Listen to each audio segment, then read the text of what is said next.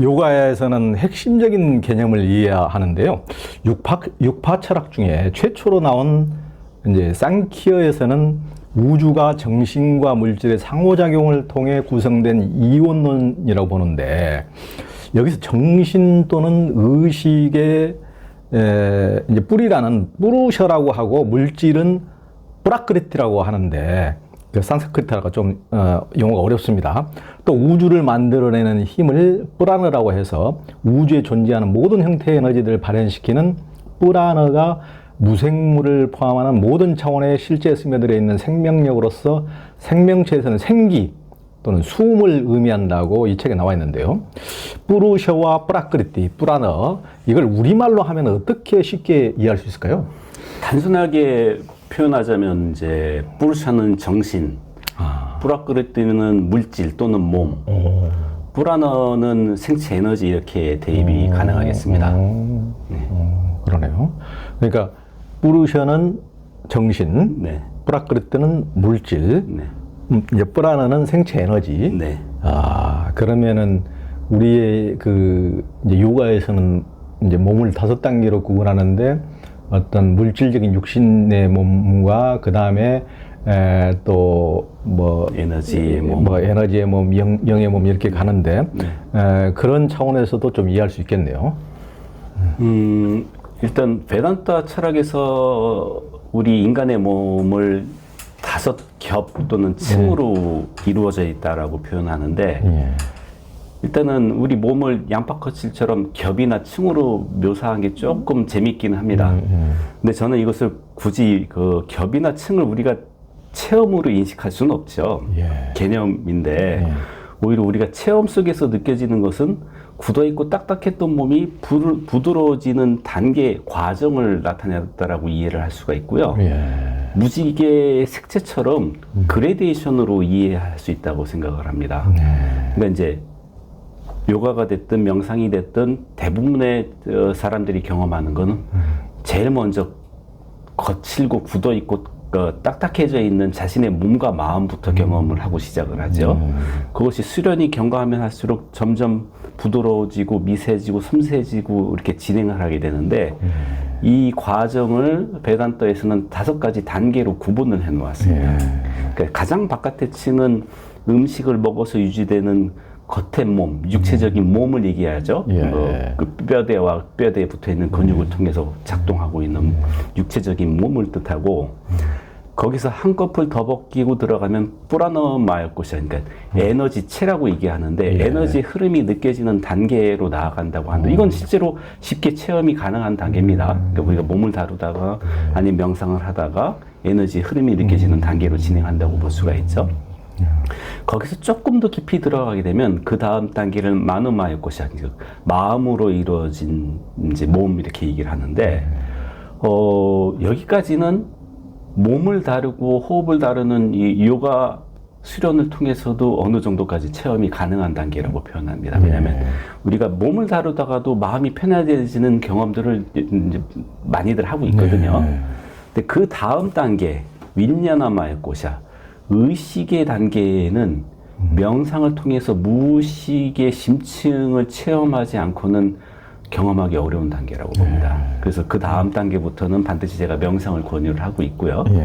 5번째 단계 아난다마야코샤는 뭐 그 기쁨의 몸, 이렇게 은총의 몸 이렇게 얘기하는데, 그것은 아마 사마디 단계에서 그 의식 합일이 일어나는 단계를 표현한 것으로 여겨지고 있기 때문에 그것은 체험의 영역이지 우리가 개념으로 얘기할 수 있는 부분은 아닌 것 같습니다.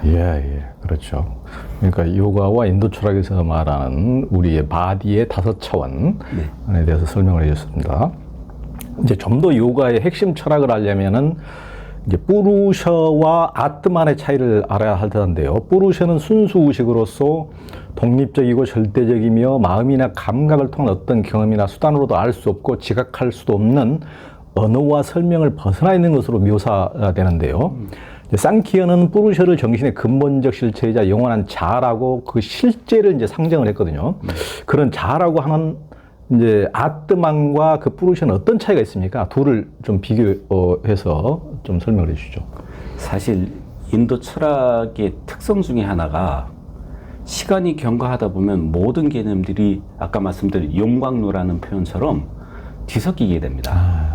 그러니까 이제 후대에 와서는 뿌르샤가 의미하는 거나 아뜨만이 의미하는 거나 거의 유사하게 뒤섞어 버렸는데 같은 공통점에 대해서 이야기하기보다는 차이점을 생각해 보는 게 나을 것 같아요. 근데 그 차이점을 생각해 보려면 상키아가 말하는 우주의 전변설로 돌아가 볼 필요가 있습니다. 그러니까 우주가 시작되는 최초의 과정서부터 어떻게 해서 우리 인간 몸이 구성이 돼서 세상을 지각하게 됐는가의 과정을 25가지 요소들로 이제 설명을 하고 있는데요. 이것은 이제 그 어벽다, 그 무국의 상태, 아까 제가 주역에 비롯해서 표현을 드리자면 무국의 상태는 극성이었기 때문에 아무것도 드러나지 않았죠. 근데 드러나지 않았다고 해서 없다라고 이야기하지 않습니다. 상키아 철학에서는. 있는데 뭐가 있느냐면 뿌르샤라고 하는 순수 의식이 있고 뿌라크리티라고 하는 물질적인 요소가 있는데 이게 발동이 안 됐다라고 얘기를 해요. 어비약다는 드러나지 않았다는 얘기입니다. 네. 근데 이 결합을 빅뱅의 출현처럼 설명할 수도 있을 것 같아요. 대체 어떤 움직임이 발생을 해서 그때부터 음량으로 분화하는 과정으로 얘기하는 것처럼 뿌르샤 순수 정신과 물질의 결합을 어떤 식으로 묘사를 하고 있냐면 자석에 쇳가루가 달라붙듯이라고 이제 전통적으로는 이제 경전에서는 그렇게 표현을 하고 있어요. 네. 동기부여가 주어짐으로 인해서 그 핵 확산이 일어나면서 빅뱅이 벌어졌다라고도 표현이 가능한지 모르겠는데 이 동기부여라는 측면에 있어서 음량이 갈라지는 태극의 시작점이라고도 얘기를 하고 있고요. 그런 측면에서 봤을 때 뿌르샤는 말 그대로 순수의식입니다. 그러니까 드러나지 않은 상태에서 순수의식이에요. 드러나실 때에는 이미 그 아함가롯, 나라고 하는 자의식하고 마너스라고 하는 마음하고가 결합돼서 벌어지기 때문에 경험적 자아, 주관적 자아라고 밖에 표현을 못합니다. 그 아까 말씀드렸던 뿌르샤와 뿌라크리티가 만나서 드러나지는 세계로 이제 전환이 될 때 제일 먼저 드러나는 것을 그 마하트라고 해서 우주적 지성이라고 얘기합니다. 아직 개체적으로 분화하기 직전이에요. 그런데 이것이 개체로 전환이 될 때에는 마하트라고 하는 우주 지성이 인간 개인의 붓디라고 하는 다른 이름의 지성으로 바뀌기 시작하고 이때 아함가라라고 하는 자의식하고 마나스라고 하는 마음이 합쳐져서 어떤 사고작용이 이제 인간이 발동한다고 봐야 되겠죠. 예.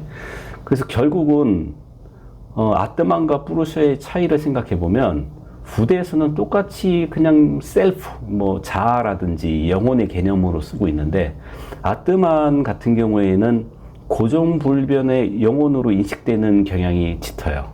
그러니까 이제 따뚜아 맛이라고 하는 것도 원래 우리가 그 하느님과 하나였기 때문에 지금 우리가 하느님의 모상이고 이것은 몸을 바뀌어서 윤회를 한다 할지라도 이 본질인 아뜨마는 변하지 않는다는 이제 사고가 깔려 있다고 봐야 되죠. 근데 뿌르샤는 그렇지 않습니다.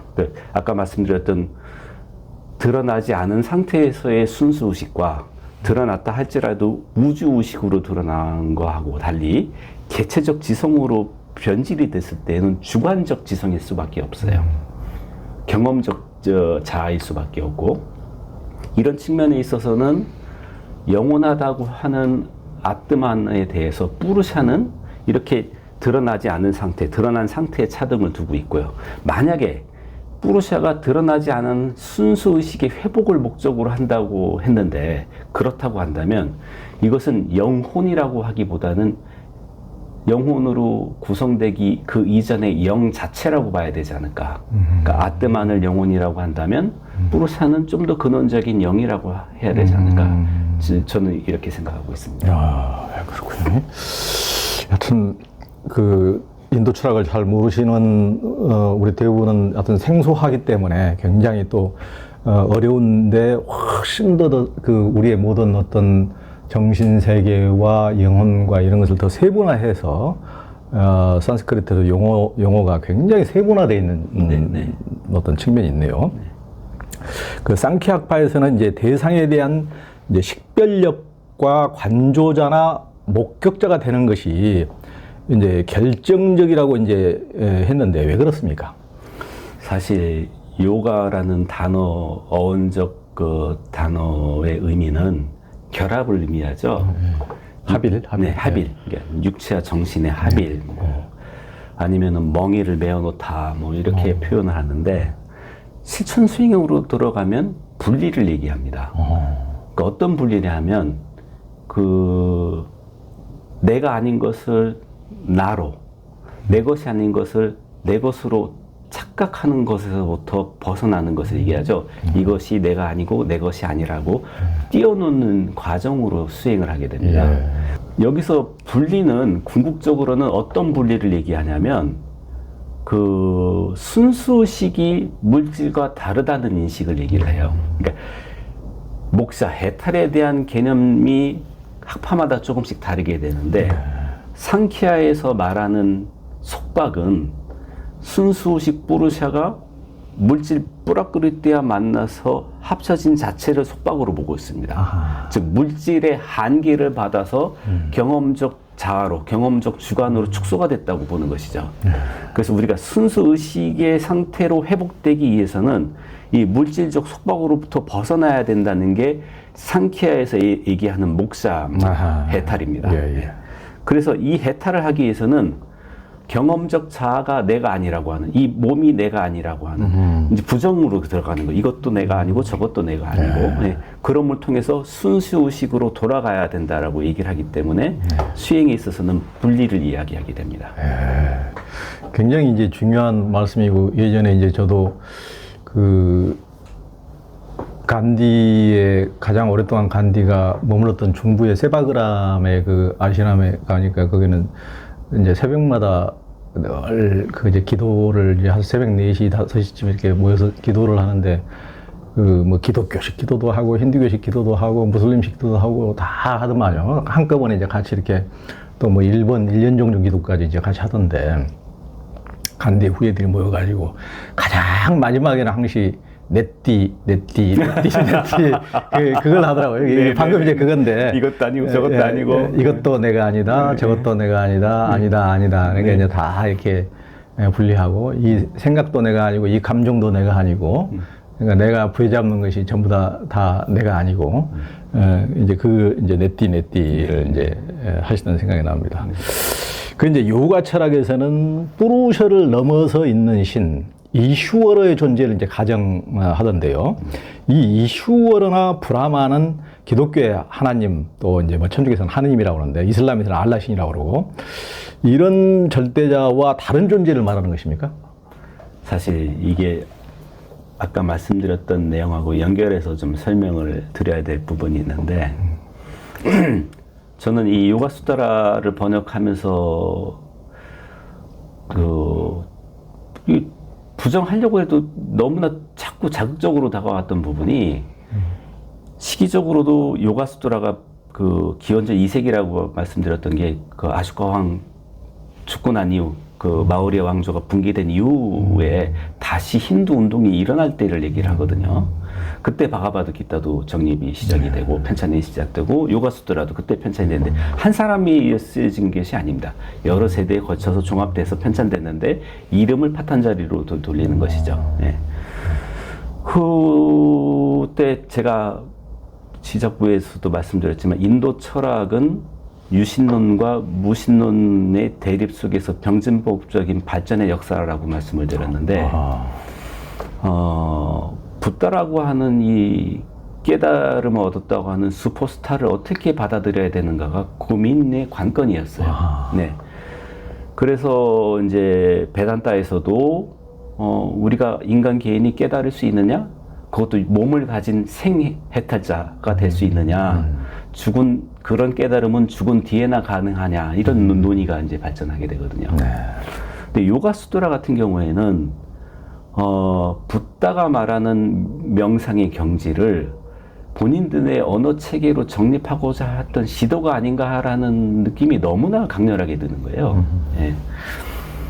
왜냐하면은 우리가 아무것도 없는 공터에 집을 짓는다고 보다 집을 지을 때도 설계도라는 유사한 게 있어야 집을 짓거 아닙니까? 근데 이 요가수트라에서 나오는 명상에 대한 표현들을 보면 용어라든지 체계를 불교 명상으로부터 많이 가져왔다고 밖에 확신할 수가 없어요. 근데 그 속에 그럼에도 불구하고 힌두의 특색을 드러내기 위한 몸부림이 두 가지가 있는데, 반드시 아트만을 집어넣고 신을 집어넣어야 되는데 명상 체험 속에서는 신을 집어넣기가 쉽지가 않습니다. 그렇죠. 네. 그래서 불러들인 이슈아라는 개념으로서 신을 집어넣으면서 특별한 포르샤라고 표현을 했거든요. 근데 이들의 설명 속에서는 뭐라고 얘기하냐면, 베단타에서 얘기하듯이 브람마처럼 창조주도 아니고 절대자도 아니에요. 그냥 특별한 자하고 세상에 무관한 깨어있는 독립적인 지성, 자존적인 지성, 그래서 이제 그 까이발랴 독전의 상태를 성취한 신, 이렇게 얘기를 하죠. 그거는 저는 보면서는 무엇을 연상시켰냐 하면, 이 사바세기 속박으로부터 벗어난 아라한을 연상시킵니다. 그러니까 창조주도 아니고 절대자도 아니지만 속박으로부터 벗어난 인격의 왕성체. 그를 힌두 개념 속에서는 이슈아라고 하는 신의 이름을 빌려서 대신하고 있는 게 아닌가라는 생각을 하고 있습니다. 그러니까 요가 철학에서는 신이 존재할 자리는 없는데 그래도 신을 모셔온 거예요. 그런데 창조주도 아니고 절대자도 아닙니다만 그래도 기도하면 도움은 받을 수 있는 이슈아라의 어떤 이름을 자재신이라고 표현을 해요. 스스로 존재한다는 거죠. 독존의 개념으로. 네. 그럼에도 불구하고 기도를 하면 도움을 받을 수 있는, 그러니까 한목적으로 요청된 신처럼 보입니다. 야, 독특하네요.